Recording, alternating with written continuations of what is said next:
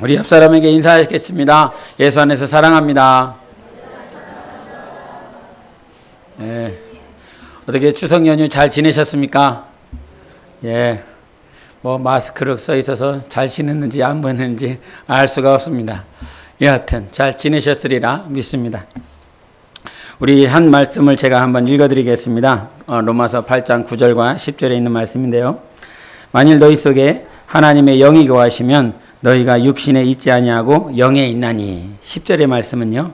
또 그리스도께서 너희 안에 계시면 몸은 죄로 말미암아 죽은 것이나 영은 의로 말미암아 살아있는 것이니라. 여러분 무슨 말씀이 들리십니까? 하나님이 너희 안에 거하시면이라고 하는 말씀과 그리스도가 너희 안에 거하시면 너희의 몸은 죄로 인하여 죽은 것이나 하나님 때문에 우리의 영이 살 수 있다라고 말씀을 해주고 계십니다. 성령님이 우리 안에 계십니다. 주님이 우리 안에 계십니다. 이 사실은 감격 아닙니까? 네, 감격 아닙니까? 이 세상에서 제국을 세웠었던 왕이나 황제들이 가난한 시골 마을에 볼품없는 그런 촌구석에 과거 제국주의 시대에는 들어가지 않았습니다. 그냥 왕궁에 거하는 것이 황제였고 왕이었습니다. 그런데 우리가 아가서에 보면 술람미 여인, 그렇게 포도원지기를 했었던 그 삶 가운데 이 구릿빛으로 얼굴이 시커멓게 돼버린 그 여인, 아무도 봐주지 않고 아무도 찾아주지 않는데 이 솔로몬 왕은 이 여인을 찾기 위하여 밤이 맞도록, 그것이 새벽이라 할지라도 이 여인을 찾고자 하는 거룩한 갈망 때문에 저 왕궁에 나와서 아무도 가지 않는 그곳을 찾아갑니다. 주 예수 그리스도께서 우리 안에 거하고 있다라고 하는 이 사실이 감격입니다. 그 어떤 것으로도 환원하거나 다른 말로도 바꿔낼 수 없는 귀한 은혜인 것입니다. 그럼에도 우리가 다시 한번 뉘우치고 돌이키고 각인해야 되는 것은 하나님이 우리 안에 계시지만 실제 우리의 삶 가운데에서는 하나님이, 그리스도가, 성령님이 우리 안에 거하고 계심을 보지 못하고, 또 보지 못하니 말하지 않고, 보지 못하니 행동 또한 그렇게 하지 못하는 것을 굉장히 많이 보게 됩니다. 그래서 우리의 삶은 예수가 없이는 한 걸음도 나아갈 수 없는 그런 삶입니다. 성령님이 계시기 때문에, 그리스도가 우리 안에 계시기 때문에 무엇인가 말도 해보려 하고 무엇인가 그렇게 살아보려고 하는, 간혹 설교를 하다 보면 여러분 영혼을 때리게 하실 때가 있어요. 제가 때리는 건 아니고요. 성령님이, 하나님께서 여러분을 때리게 하실 때가 있습니다. 왜 그렇게밖에 못 사냐? 왜 그렇게 살고 있냐? 내가 너와 함께하고 있고 내가 너를 인도하고 있는데 왜 그런 식으로밖에는 못 사느냐라고 우리 주님께서 교훈하실 때도 있습니다. 그런 말씀을 들으면서 내가 세상에 모르는 사람이 나한테 그런 소리 하면 여러분 마음 가운데 욕하고 주먹질하고 네가 뭔데 나한테 그런 소리 하냐고 그렇게 할 것입니다. 그런데 우리는 주님이 그렇게 내 귀에, 내 마음에 듣기 싫은 소리를 하고 있음에도 불구하고 여러분 이 자리에 왜 앉아 계십니까? 세상에 내 마음을 사기 위해서 좋은 소리를 하는 사람들, 좋은 소리를 하려고 하는 사람들 굉장히 많은데 때로는 나를 치시고 나를 때리시는 주님의 음성 왜 들으려고 이 자리에 앉아 계십니까? 실제적으로 그렇게 살지 못하지만, 주님이 말씀하시는 대로 살아내지 못하지만 그렇게 살고 싶은 거룩한 마음이 있기 때문일 것입니다. 주님, 나 그렇게 못 사는 거 압니다. 그렇게 한 주간 살지 못하는 것 제가 알기 이전에 주님이 먼저 보셨고 먼저 들으셨습니다. 내가 말한 거, 내가 행동한 거 주님이 먼저 압니다. 그런데요, 제가 비록 그렇게 살았지만 주님 앞에 오늘도 나와서 기도하고 찬양하고 예배하는 건 주님이 말씀하신 대로 살고 싶어서 그래요.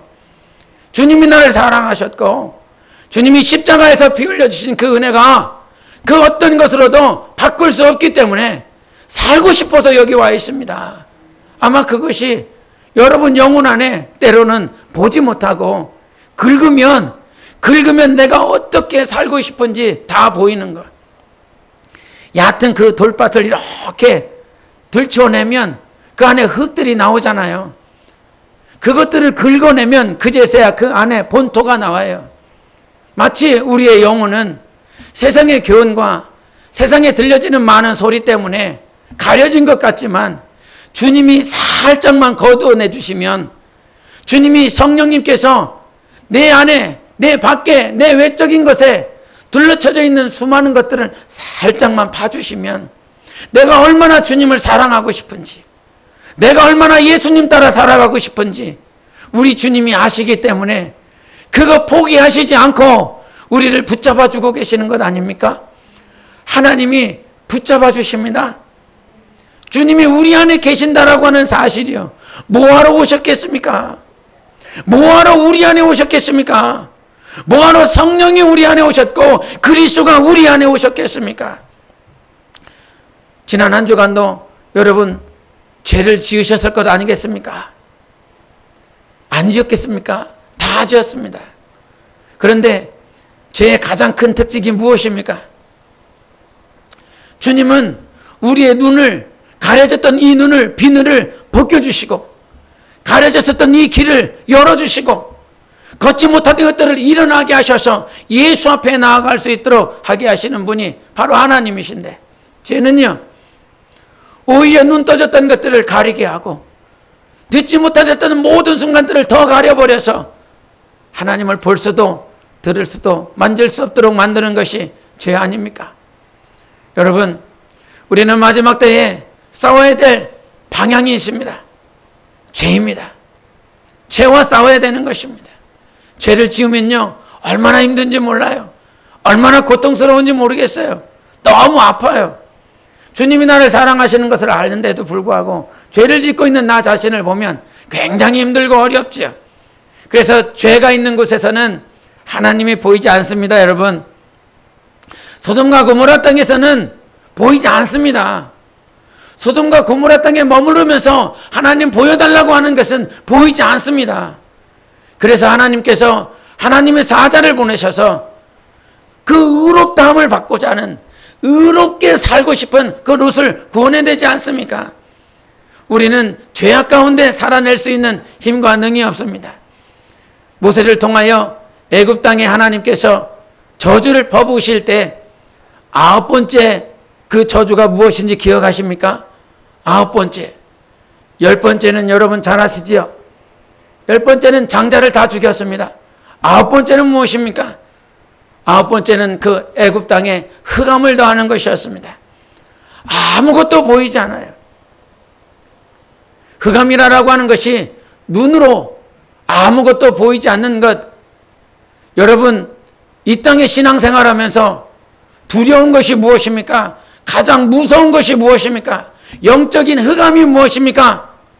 주님이 안 보이는 것 아닙니까? 하나님이 안 보이는 것. 이것만큼 무서운 거 어디 있습니까? 저는 그게 제일 두렵더라고요.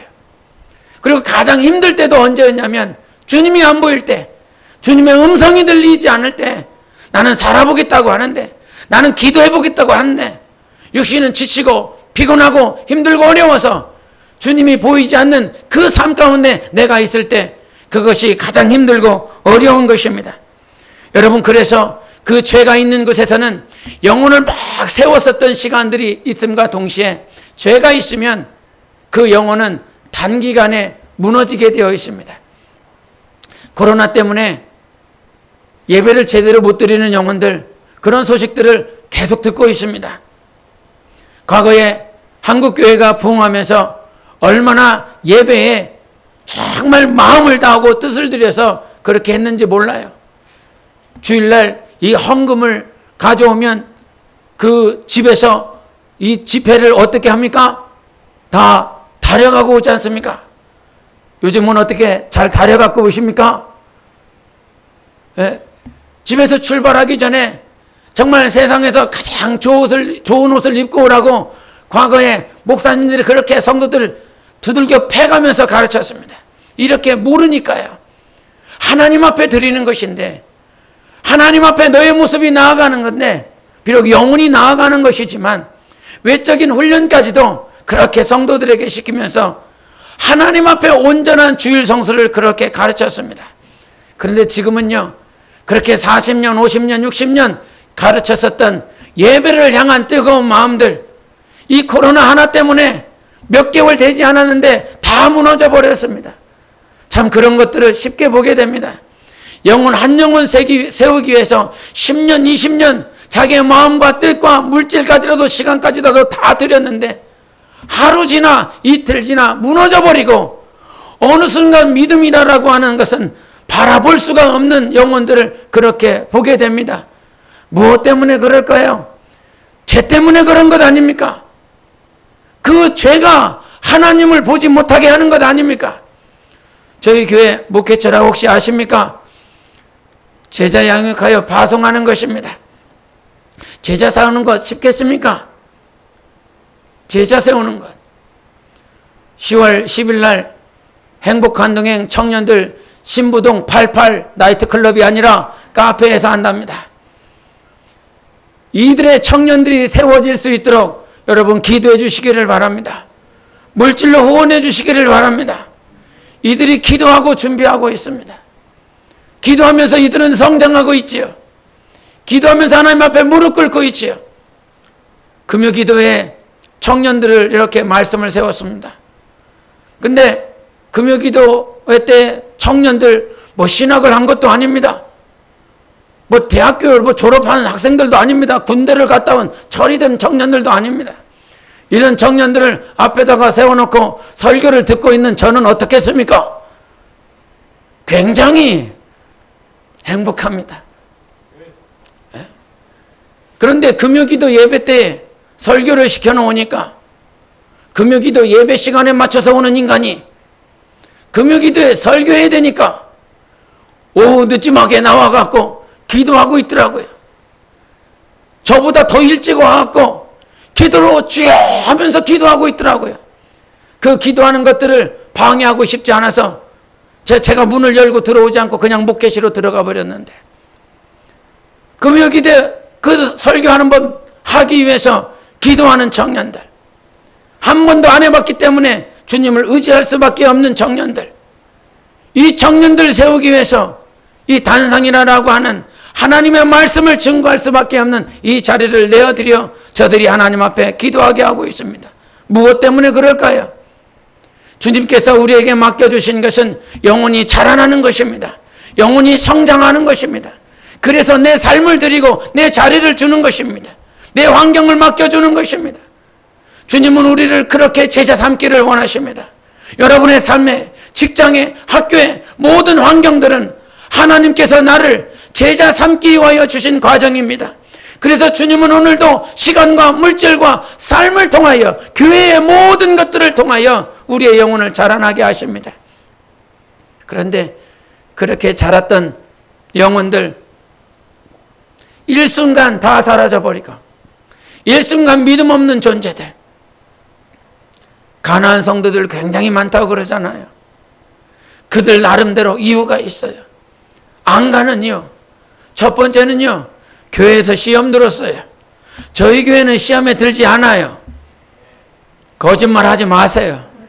오늘도 시험에 들어서 가슴 아픈 영혼들이 있지 않습니까?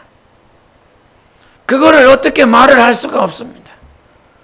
목회자로서 살다 보니까 목회자의 유익이 그거더라고요. 여러분은 그런 마음이 당연히 있으시겠지만 목회자는 자식처럼 이렇게 보입니다.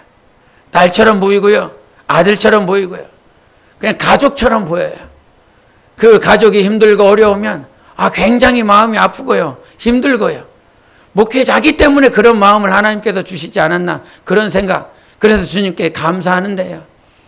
여러분, 우리의 영혼을 세우시는 하나님이 계세요. 그분이 우리 안에 계십니다. 우리 안에 계셔서 우리를 자라나게 하시는 분이세요. 그래서 우리는 이 땅에 있는 동안 죄와 싸워야 됩니다. 주님이 보이지 않으면 혹여나 내 안에, 내 삶 가운데 죄가 밀려와 들어와 있지는 않은지 생각해 보시기를 바랍니다. 그래서 우리가 죄를 끊어내기 위하여 반드시 해야 될 것은 무엇이냐면, 첫 번째가 내 앞에, 내 삶에 항상 하나님을 먼저 두시기를 바랍니다. 시편 16편 8절을 함께 보시겠습니다. 시편 16편 8절 같이 읽겠습니다. 시편 16편 8절입니다. 같이 읽습니다.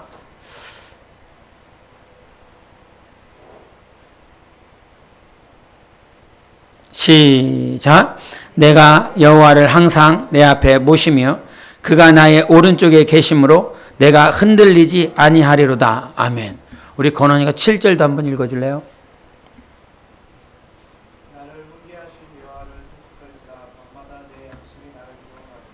아멘. 다윗은 하루를 마치고 난 다음에 그 밤마다 하나님을 생각했습니다. 하나님의 교훈을 생각했습니다. 밤에 주무시기 전에 여러분의 머리와 여러분의 마음 가운데는 무엇으로 가득 차 있습니까?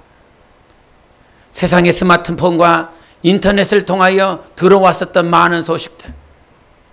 어느 순간 스마트폰에 보면 코로나 확진자가 몇 명이라고, 어디서 이렇게 발생했다고, 어느 지역에서, 어느 공동체에서 무슨 일을 하다가, 이런 일을 듣다 보면 생각과 마음이 다 코로나에 뺏겨서, 사망에게 뺏겨서 내 안에 계신 생명이신 하나님, 코로나가 아니라, 사망이 아니라 생명이신 예수 그리스도는 온데간데 없고 사망으로 가득 차 있는 내 모습이 있어서 다 끊어버렸습니다. 코로나 확진자가 몇 명이라고 들려지는 그 소식, 몇 명이 발생했다라고 하는 그 소식, 내 귀에서 내 마음에서 다 씻어버렸습니다. 여러분, 내 앞에 오늘도 누가 계십니까? 밤마다 여러분이 주무시기 전에 여러분 앞에는 누가 계십니까? 제가 요즘 제 영혼을 향해서 주님이 주시는 생각이지만, 너 한 주간 무슨 말씀 가지고 살았냐? 이런 것들을 계속 생각해 보게 하고 계세요. 지난 주간 내가 붙은 말씀이 뭐였지? 수요일 날에는 무슨 말씀이 있었지? 주일 날에는 무슨 말씀이 있었지? 성경을 읽었는데 그 성경을 읽고 나서 내 삶 가운데 그 말씀 가지고 어떻게 살아낸 적이 있는가? 이런 생각들을 계속 하게 하십니다. 여러분의 마음 가운데 지난 한 주간 무슨 말씀이 있었습니까? 수요일에는요, 어제는 무슨 말씀이 있으셨습니까? 오늘 하나님의 말씀은 다 온데간데 없어요. 내 앞에 하나님이 있다라고 하는 건요, 다른 것이 아니더라고요. 말씀이 내 앞에 있느냐라고 하는 거예요. 하나님의 말씀, 세상의 수많은 가르침보다 내 앞에 말씀이 있느냐, 그것이 내 삶의 적용점이고 신앙 생활의 기준이 아닙니까? 말씀을 따라가는 것. 수요일에는, 그래서 제가 지난 한 주간 막 돌이켜보면서 수요일에는 온전케 되어지는 것들을 놓고 말씀하셨더라고요. 온전케 될 수 있도록 우리는 온전하지 않으니까 순종할 수밖에 없는, 고난을 통하여 순종함을 배워야 되는 그 길로 예비해 주셔서 하나님께서는 안 되니까, 순종할 수 없으니까 성령 충만해야 된다라고 말씀하셨고, 주일날에는요, 하나님은 인격이시라고 하셨더라고요. 오병이어를 쫓는 삶이 아니라, 표적과 기사를 쫓는 삶이 아니라 하나님은 인격이야. 그래서 하나님과 사귀어야 돼. 그래서 모든 인생 가운데 요셉과 야곱의 삶을 결론을 내리면서, 야곱의 삶은 내가 그렇게 험한 세월을 살았느냐라고 고백했지만, 요셉은 하나님께서 당신들을 구원하시기 위하여 나를 먼저 보내셨습니다 라고 하나님을 먼저 말씀하더라. 그래서 내 영혼이 보좌 앞에 설 때까지 하나님으로 살았습니다. 내가 주어가 아니라 하나님이 주어가 될 수 있는 삶을 살기를 원합니다 라고 하는 그 말씀을 주셨더라고요. 그런데 그 말씀이 있었음에도 불구하고 나라고 하는 존재는, 설교자는 설교의 홍수 가운데 살아요. 그것이 좋은 것 같지만 자기가 뭘 말을 전했는지도 모를 만큼 그렇게 많은 설교를 하면서 설교를 생각하면서 살아가고 있습니다. 1만 마디의 말보다 방언보다 깨달은 5마디의 말이 낫다라고 말씀하지 않습니까? 여러분은 무슨 말씀을 깨닫고 살아가고 있습니까? 하나님이 우리 앞에 계십니다. 말씀이 계십니다. 내 삶의 그 어떤 것보다 말씀이 있을 때에 우리는 죄와 넉넉히 싸워서 이길 수 있는 것입니다. 로마서 15장 4절에는 기록된 바는 무엇이든지 전에 기록된 바는 우리의 교훈을 위하여 기록된 것이니 우리로 하여금 인내로 또는 성경의 위로로 소망을 가지게 함이니라. 이 말씀이 무슨 말이냐면 무엇이든지 전에 기록된 모든 말씀, 즉 성경에 있는 모든 말씀은 누구를 위해서 기록되었느냐? 우리를 위해서 기록되었다는 것입니다. 너를 위해서 성경이 기록되어져 있어요. 그런데 그 성경을 통해서 이 성경의 말씀이 요즘에는 많은 정치권의 정쟁의 도구로 사용받고 있습니다. 기존에 어떤 목사님이 말씀을 전하시면 목사님이 은혜롭게 말씀을 전하신다고 은혜 받았다라고 하는 그 목사님 어느 순간 설교 한번 딱 듣더니 저 목사는 좌파라고 어느 한 단어 어느 한 문장을 가지고 좌파와 우파를 만들어버리는 그런 모습들을 이렇게 듣게 되어집니다. 성경은요 이 세상에 좌파와 우파를 만들어내는 도구가 아니라 우리의 영혼을 위하여 기록된 것입니다. 내 영혼의 소망을 가지라고 모든 말씀은 성경의 위로로 성경의 위로에 대한 소망을 가지도록 우리에게 말씀을 주신 것입니다. 말씀 받으면요 영혼의 위로가 있어야 돼요. 말씀을 읽었으면요 소망이 있어야 돼요. 그런데 성경 읽고 나서 말씀 듣고 나서 좌절과 절망과 패배감에 빠져 있다면 여러분 말씀 잘못 본 것입니다. 사망이 역사한 것입니다.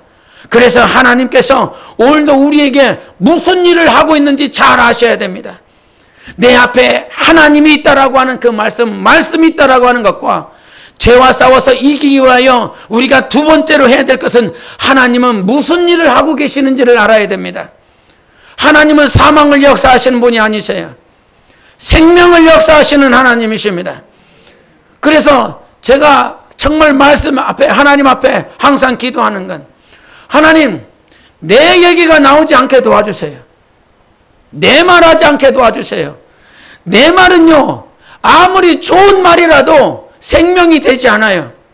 내가 너희에게 이른 말이 영이요 생명이라 하셨습니다. 예수께서 하신 말씀만이 생명이거든요. 아무리 세상에서 좋은 책, 좋은 가르침, 좋은 교훈을 듣고 이 말씀 참 좋다 가지고 와서 이 단위에 서서 그 사람이 가르쳐준 것, 그 세상 책이 전해준 그 말이 아니라 이 성경만으로도 이 성경은 우리 영혼을 위해서 기록되었고 이 영혼이 소망을 가질 수 있도록 기록된 것이니 하나님 나는 성경을 볼 때마다 생명을 취하겠습니다. 그래서 예수님이 이 땅에 오신 것도 도적은 도적질하고 죽이고 멸망시키려 한 것뿐이지만 내가 온 것은 양으로 생명을 얻게 하고 더 풍성히 얻게 하려 함이라 말씀해 주셨습니다. 여러분 예수로부터 생명을 얻으시기를 바랍니다. 우리 옆 사람에게 축복하겠습니다. 생명으로 충만하십시오. 그래서 하나님은 이렇게 일하시는 거예요. 죽이는 것으로 일하지 않습니다. 많은 이단들은 죽이는 것으로 역사해요. 겁을 주거든요. 니들 이렇게 하면 하나님이 벌을 준다. 니들 이렇게 하지 않으면 니네 가정에 저주가 임한다. 아닙니다. 예수 그리스도 안에서 우리 주님은 우리의 모든 질병을 담당해 주셨습니다. 우리의 모든 저주를 담당해 주셨습니다. 두려움으로 저주로 우리를 무섭게 하고 우리를 두렵게 떨게 떨게 만들어서 하나님을 쫓아가는 것이 아니라 하나님이 우리를 얼마나 사랑하시는지 얼마나 내 생명까지라도 너에게 주고 싶어 하시는지 이것으로 말미암아 내가 예수를 믿었거든요. 너 안 믿으면 죽어. 너 안 믿으면 지옥 가. 이거 안 무서워요. 하나도. 예수를 안 믿으니까 그게 안 무서워요. 그런데 내가 변화된 시점, 여러분 변화된 시점, 여러분이 눈물 뿌리며 감사하며 정말 주님 감사합니다. 은혜 때문에 감사합니다. 사랑 때문에 감사합니다. 언제 눈물 뿌리셨습니까? 두려워서 떨어서 눈물 뿌렸습니까? 아닙니다. 2000년 전에 내 아들을 너 때문에 보냈다라고 하는 그 사랑 때문에 제가 눈물 뿌렸고 이 자리에 있는 거거든요. 하나님은 생명으로 역사하십니다. 우리 한번 주먹 쥐고 내 영혼에게 외쳐보시기를 바랍니다. 하나님은 생명으로 역사하신다. 세 번 시작. 하나님은 생명으로 역사하신다. 하나님은 생명으로 역사하신다. 하나님은 생명으로 역사하신다. 아멘. 그래서 우리가 비록 세상 가운데 보잘것없는 인생 같지만 하나님은 우리를 잡으시고 우리를 불러주셨습니다.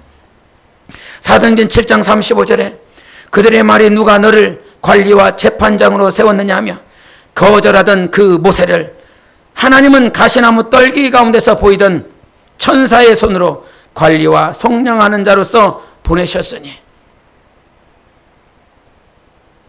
히브리인들을 구원하기 위해서 모세를 보내려 했습니다. 그 모세를 통해서 히브리인들을 구원하려 할 때 자기 백성을 구원하고 난 다음에 히브리인들이 충돌하고 싸움하고 있을 때 네가 뭐냐라고 구박했습니다. 우리는 한 번도 너를 우리의 재판장이나 우리를 관리로 세운 자가 없다. 그러면서 그들은 모세를 구박하고 모세를 반대했습니다. 그런데 하나님은요, 세상이 반대하고 세상이 쳐다보지 않았었던 그 모세를 자기 백성을 살리는 일에 구원자로 속량하는 자로 그를 보내주셨습니다. 세상이 여러분을 어떻게 보고 있습니까? 네가 누구냐? 네가 뭐냐? 네가 뭔데라고 말하지 않습니까? 가정 안에서도 남편과 아내가 네가 뭔데? 아내가 남편을 향하여 네가 뭔데? 자식들이 엄마를 향해서 엄마가 뭔데? 아버지를 향해서 아빠가 뭔데? 이렇지 않고 있습니까? 그런데 하나님은요, 한 번도 그렇게 말씀하신 일이 없습니다. 하나님은 우리를 불러주셨고 하나님의 그 천사의 손, 오른편의 손으로 우리를 붙잡아주고 계시는 하나님이십니다. 세상이 보는 것에, 세상이 보는 눈이 아니라 하나님이 나를 어떻게 보고 있느냐에 따라서 우리는 생명을 취할 수도 있고 사망에 묶여 있을 수도 있습니다. 하나님은 우리 안에 있었던 모든 사망을 다 제거해 주시고 우리에게 생명으로 역사하신 하나님이십니다. 오늘 본문 말씀에 보면 고린도전서 1장 8절과 9절에 이런 말씀이 있습니다. 주께서 너희를 우리 주 예수 그리스도의 날에 책망할 것이 없는 자로 끝까지 견고하게 하시리라. 너희를 불러 그의 아들 예수 그리스도 우리 주와 더불어 교제하게 하시는 하나님은 미쁘시도다. 아멘. 무슨 말씀합니까? 성경을 읽는데요, 이 말씀이 들어오는 거예요. 주 예수 그리스도의 날에 책망할 것이 없는 자로 끝까지 견고하게 하시리라. 이 말씀이 눈에 확 들어오는데 빛이 나요, 내 영혼에. 예수 그리스도 날까지. 예수 그리스도의 날은 언제입니까? 처음도 없고 끝도 없으신 분이십니다. 그런 예수 그리스도 앞에 우리가 설 수 있도록 끝까지 견고하게 하시리라 말씀해 주셨어요. 그런데 고린도 교회 상황을 보니까 여러분도 잘 아시는 것처럼 고린도 교회는요, 세상 말로 개판입니다. 나는 바울에게 속했어. 나는 베드로에게 속했고 나는 아볼로에게 속했어. 다 분파가 다 나눠지고 나는 여기 너는 저기 다 싸우고 있어요. 다 싸움박질하고 있어요. 헬라인들 이방인들이 들어와서 우상의 제물로 인하여 온갖 이상한 냄새들, 이상한 소식들이 가득 차 있고요. 하나가 될 수 없는 그런 모양들이에요. 사도 바울, 하나님께서 보내신 이 사도 바울을 인정치 않고 말씀도 인정하지 않는 정말 개판입니다. 그런데 사도 바울은 그런 고린도 교회의 상황이 아니었어요. 고린도 교인들의 처지가 아니었어요. 주 예수 그리스도였어요. 주께서라고 말씀하시습니다. 주께서 너희를 우리 주 예수 그리스도의 날에 책망할 것이 없는 자로 끝까지 견고하게 하시리라. 아멘. 사도 바울은 다 알아요. 니들의 영성, 니들의 영적인 삶, 니들의 가정에서, 니들의 직장에서 모든 삶이 엉망이는 거 다 알아. 우상의 재물을 먹고 범죄하고 있고 정죄하고 있고 비판하고 있는 모습 다 알아. 그런데도 이런 상황인데도 불구하고 사도 바울은 주께서 너희들이라고 말씀하시며 너희들이 아니라 주님이 우리를 끝까지 견고하게 하시리라 말씀해 주셨어요. 할렐루야. 주님이 견고하게 하십니다. 언제까지요? 끝까지요. 우리를 포기하지 않아요. 놓지 않아요. 우리는 고아가 아니에요. 상한 갈대를 꺾지 않냐고 꺼져가는 심지를 끄지 않습니다. 그분이 나의 하나님이고 우리 하나님이신 것입니다. 하나님은 생명이세요. 하나님 사망 아니라고요. 생명이에요. 생명으로 일어나는 것이에요. 그래서 오늘도 죄를 끊어낼 수 있는 것은 내 안에서 사망이 역사하는 것이 아니라 생명이 역사하고 있음을 믿음으로 인정하셔야 되는 것입니다. 베드로에게 가르쳐 준 것이 무엇이냐면 사도행전 10장 28절에 이르되 유대인으로서 이방인과 교제하며 가까이 하는 것이 위법인 줄을 너희도 알거니와 하나님께서 내게 지시하사 아무도 속되다 하거나 깨끗하지 않다 하지 말라 하시기로 이렇게 말씀하셨어요. 베드로에게 환상 보여주시며 이방인을 향하여 복음 전하는 것, 고넬료에게 가는 그 모양을 하나님께서 미리 인도해 주신 것인데 그 보자기에 내려온 그 온갖 부정한 짐승들을 보면서 나는 이거 먹을 수 없습니다 라고 말했을 때 주님이 가르쳐 준 것입니다. 하나님께서 내게 지시하사 아무도 속되다 하거나 깨끗하지 않다 하지 말라 하시기로 말씀하셨어요. 내가 속물입니까?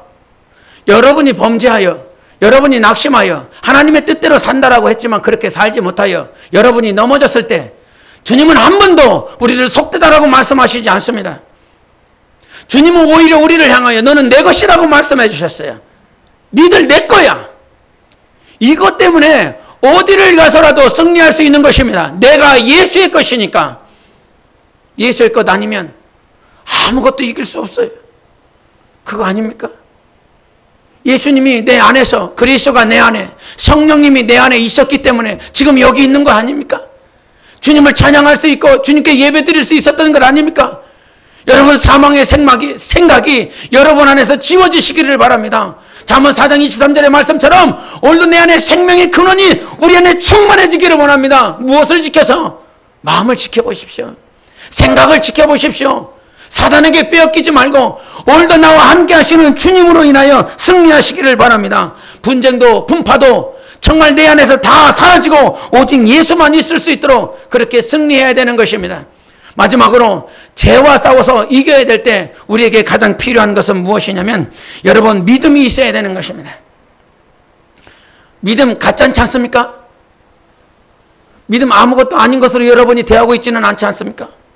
믿음 뭡니까 여러분? 믿음이 뭡니까? 요한복음 잘 보시면요. 요한복음 1장부터 21장까지 계속 보면 1장에는 이런 말씀이 있어요. 요한이 광야에서 회개를 증거하는데 그 증거하는 이유는 뭐냐면 저희를 믿게 하려 함이라라고 말을 해요. 중간에도 계속 나오는데 이 믿게 하려 함이라라고 하는 그 말씀 구절만 찾아보면 나사로가 죽은 지 이제 3일 만에 부활하는 그런 역사들을 이렇게 보면서 왜 하나님께서 그런 역사를 허락해 주셨냐면 제자들로 말미암아 믿게 하려 함이라라고 말을 해요. 제자들의 발을 씻기시면서 너희들도 내가 너희들의 발을 씻긴 것처럼 너희들도 내가 떠나가고 면 너희들도 발을 씻겨야 된다라고 말씀을 했어요. 그런데 왜 그러냐면 내가 떠나고가 난 다음에 내가 그 사실을 말했다라고 하는 그 사실을 믿게 하려 함이라라고 말씀하고 있어요. 겟세마네 기도할 때도 마찬가지고 너희는 믿게 하려 함이라 말씀하시고 십자가에서 다리를 꺾지 않은 그 이유도 성경의 말씀을 응하게 한 듯 응했다라고 하는 그 사실을 믿게 하려 함이라라고 말씀하시고 우리가 20장 32절에도 요한복음이 기록된 이유는 예수가 그리스도라는 사실을 믿게 하려 함이라라고 말씀해 주셨어요. 성경이 뭐라고 얘기하고 있냐면 믿어보라는 것입니다. 주님은 우리가 믿어보라는 거예요. 너희들 믿어야 되는 거야. 나를 믿어야 되는 거야. 믿게 하도록 하기 위하여 우리 삶의 모든 것들이 펼쳐지고 있습니다. 광야에서 나를 위하여 회개를 전파하는 자가 있고 오늘도 내 삶 가운데 아파하고 있고 질병으로 죽어가는 자가 있는 이유가 무엇이냐면 바로 내가 예수 그리스도를 믿도록 하려 함인 것이죠. 여러분 죄를 철저하게 이길 수 있는 방법은 예수 그리스도를 온전히 믿으십시오. 예수 그리스도를 온전히 따라가야 되는 것입니다. 요한복음 6장 28절 29절에 그들이 묻되 우리가 어떻게 하여야 하나님의 일을 하오리까? 예수께서 대답하여 이르시되 하나님께서 보내신 이를 믿는 것이 하나님의 일이니라 하셨어요. 하나님의 일 뭐라고요? 아버지께서 예수 그리스도를 보냈다라고 하는 사실을 믿으라는 것이에요. 여러분, 행복한 동행이 1주, 2주 이렇게 남았거든요. 시간 다 지났고요. 얼마 남지 않았는데요. 어떻게 하나님의 일을 열심히 하고 계십니까? 아니면 예수께서 행복한 동행 가운데 함께하고 있다는 사실을 믿고 계십니까? 어떤 이들은 자꾸 신앙생활을 하라고 한다면 사역을 통해서 믿음을 취하려고 그래요. 주님의 일이라고 하는 것을 하면서 하나님을 믿으려고 그래요.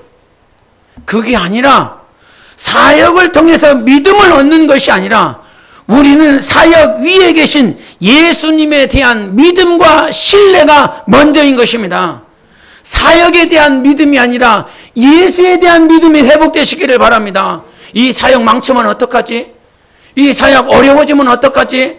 이 사역의 결과가 이런 모양이면 어떡하지? 그게 아니라 이 모든 일들의 주관자이신 주님과의 믿음이 있느냐 이 말이에요. 이 자리에 주님이 함께 계시고 내 삶에 함께 계시고 그 사역이 중심이 아니라 그 사역 안에 나를 이끌어 주시고 인도하시는 하나님과의 신뢰가 믿음이 회복되어야 되는 것입니다. 그러면 주님이 보이지요. 나를 인도하시는 주님을 신뢰할 수 있고 믿을 수 있기 때문에 죄가 사라지는 것입니다. 죄가 보이지 않는 것입니다. 믿음으로만 주님이 보입니다, 여러분. 고린도전서에 보면 이런 말씀이 있어요.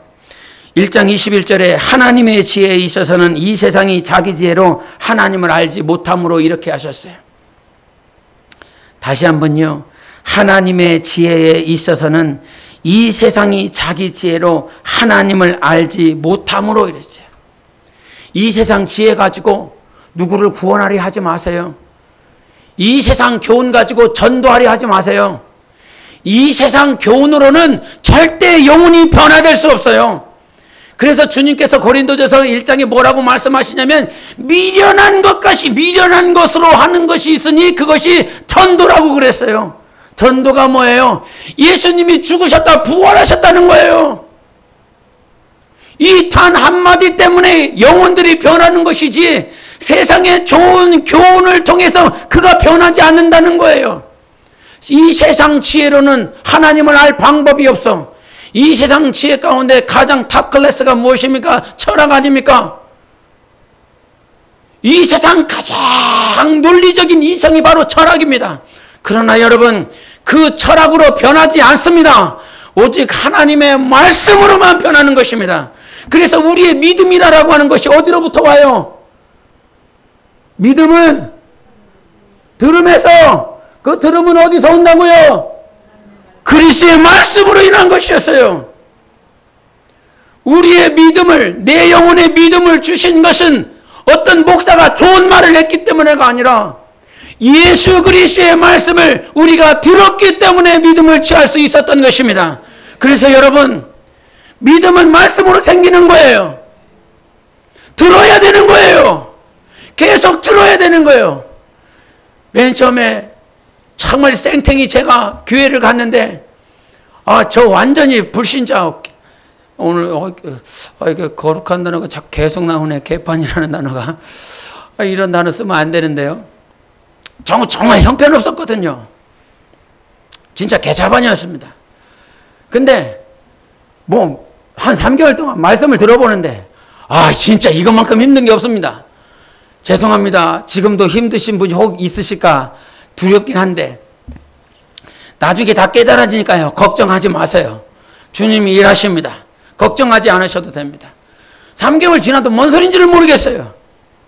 그런데 3개월 어느 정도 끝나고 난 다음에 혼자 기도하다 말고 뻥 터져갖고 그제서 주님이 저를 만져주시니까요.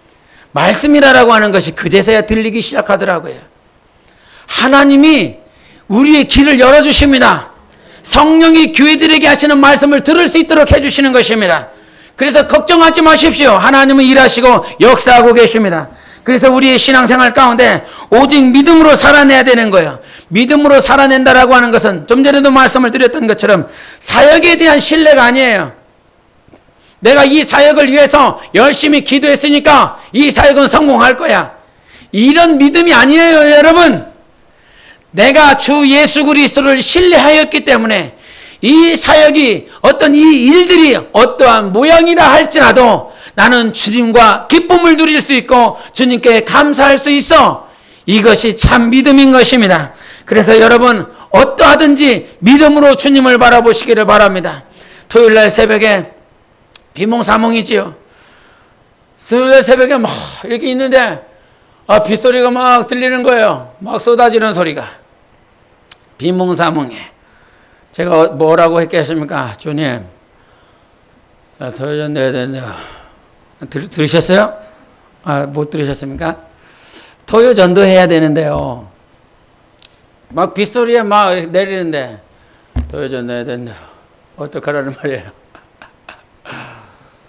우리가 많이 경험하는 거 있지 않습니까? 눈보라칠 때 하나님이 더 역사하십니다. 비 안 내릴 때는요 역사 안 해요. 비 올 때 역사하고 눈보라칠 때 역사해요. 우리 하나님께서 눈보라칠 때, 비 내릴 때 속지 마. 이 환경, 우리가 기도했는데 왜 눈이 내리지? 왜 날씨가 이렇게 힘들지? 우리가 기도했는데 왜 이렇게 비가 내리지? 그런데 우리가 지금까지 경험했던 것처럼 눈보라 불고 막 영하로 더 내려가고 비가 내렸을 때 주변의 사람들이 더 은혜를 받고 힘을 얻고 가는 그 소식들, 간증들을 많이 들었습니다. 여러분, 사역의 모습을 통해서 믿음, 내 안에 믿음을 취하려 하지 말고요. 오늘도 나와 함께 계시는 그분 자체가 여러분에게 믿음이 되셔야 되는 것입니다. 그때 우리는 죄와 싸워서 넉넉히 이길 수 있는 것입니다. 그래서 믿음의 원칙이 있어요. 말씀을 항상 신뢰하십시오. 믿음의 원칙이 있습니다. 나를 부르신 주님을 절대적으로 신뢰하세요. 말씀을 신뢰하세요. 두 번째는 뭐라고요? 나를 부르신 주님을 정말로 신뢰하세요. 그것이 우리가 넉넉히 이 세상을 이길 수 있는 것입니다. 사도행전 27장에 주님이 바울에게 말씀하셨어요. 내가 너 가이사에게 보낼 거야. 너 절대 죽지 않는다라고 하는 그 말씀을 그렇게 하신 거예요. 그랬더니 배 타고 갔는데 무슨 광풍이 불었어요? 무슨 광풍? 아니 그거 아니고 무슨 광풍? 할렐루야, 저를 도와주셔야 돼요. 그렇죠. 유라굴로가 불었어요. 광풍이 일었어요. 근데 백부장들, 그 바울을 호송하고 있는 백부장과 주변에 있는 모든 사람들이 그 선주와 선장의 말을 더 신뢰하더라 그래요. 광풍이 일어났을 때요. 그런데 주님은요, 바울에게 이미 말씀하셨어요. 너 가이사에게 내가 보낼 거야. 이 말은 죽지 않는다라고 하는 거예요. 그랬더니 백부장이 그 말을 바울을 구원하기 위하여 이렇게 말을 표현을 합니다. 성경 찾아보세요. 백부장이 바울을 구원하기 위하여 이렇게 말씀이 시작해요. 그런데 그 말씀 이전에 하나님은 사도 바울에게 내가 너를 가이사에게 보낼 거야. 내가 너를 구원할 거야. 내가 너와 함께 할 거야. 이렇게 말씀하시거든요. 여러분, 하나님이 우리를 붙잡고 있으면 그 어떤 세상도 우리를 죽이지 못합니다. 주님이 나를 붙잡아 주세요. 하나님의 손에 붙잡아 있는 것을 누가 빼낼 수 있습니까?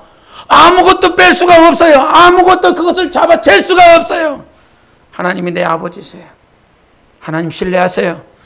하나님이 우리를 이기게 하시는 하나님이십니다.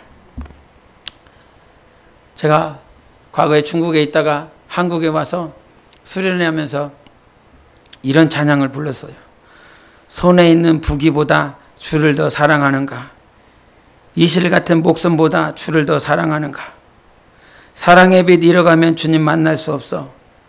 헛된 영화 바라보면 사랑할 수도 없어. 잠시 머물 이 세상은 헛된 것들 뿐이니 주를 사랑하는 마음 금보다 더 귀하다. 그때 막 이 찬양을 하나님께서 생각나게 해주면서 막 불렀었던 적이 있어요. 근데 막 제가 막 은혜 받아갖고 정말 세상 부귀보다 이 손에 있는 부귀보다 주님 더 사랑하는가? 이 찬양은 부를 수는 있어도 여러분이 정말 이 찬양이 내 것인 사람이 있습니까? 이 찬양은 입술로는 계속 부를 수는 있겠지요. 손에 있는 부귀보다 주를 더 사랑하는가? 부를 수는 있지만 정말 내 것이어서 부르는 사람이 과연 얼마나 있을까요? 내 손아귀에 있는 부귀보다 주님 더 사랑해서 부르는 사람. 하나님이 그렇게 부를 수 없고 그렇게 찬양할 수 없지만, 고린도 교회의 상황은 그렇게 안 되지만, 고린도 교인들은 그렇게 부를 수도 없고 찬양할 수도 없는 존재지만, 주님이 우리를 그렇게 견고하게 만들어 가실 것입니다. 맞습니다. 주님, 나는 지금요 손에 있는 부귀보다 주를 더 사랑한다라고 고백할 수 없는 그런 자입니다. 그러나 나의 처지, 내 모습을 보면 그렇게 찬양할 수 없지만 주님이 하신다고 하셨습니다. 주께서 너희를 주 예수 그리스도의 날까지 끝까지 견고하게 하시리라 주님이 말씀하셨습니다. 그래서 주님을 인정합니다. 나를 견고하게 하실 것입니다. 마지막 날 내 손에 있는 부귀보다 주님을 더 사랑한다라고 고백하며 찬양하는 내 영혼을 주님이 만드실 것입니다. 여러분, 그렇게 될 날이 있습니다. 주님이 온전케 되리라 말씀해 주셨어요. 예수 그리스도를 따라가십시오. 오늘도 내 앞에 하나님의 말씀을 두시고요, 오늘도 주 예수 그리스도를 온전히 신뢰하며 믿음으로 나아가는 여러분의 삶이 되시기를 예수 이름으로 축원합니다. 우리 함께 기도합니다. 하나님, 우리 교회가 혹시 고린도 교회 같지는 않습니까? 시험과 분냄과 여러 가지로 나뉘어져 있는 모습은 아닙니까? 그럴지라도 나는 주님을 신뢰하겠습니다. 신앙생활 하다 보니까 결론은 단 한 가지였습니다. 예수 그리스도를 믿으라. 믿지 않지 않고 믿지 아니하고 행하는 것은 다 죄니라. 이게 무슨 불신자에게 하신 말씀이 아니라 신자들에게 한 말씀이더라고요. 불신자들에게 한 말이 아니라 로마 교회들에게 하신 말씀이었어요. 신자들을 향하여 믿음으로 하지 않는 것이 죄다. 오늘도 신자들에게 요구합니다. 성도들에게 요구합니다. 믿음으로 행하라. 믿음으로 살아라. 이 험한 세상 믿음으로 살아내라 말씀하십니다. 주님, 우리는 연약합니다. 믿음으로 살아낼 수 있도록 도와달라고 예수 외치고 기도합니다.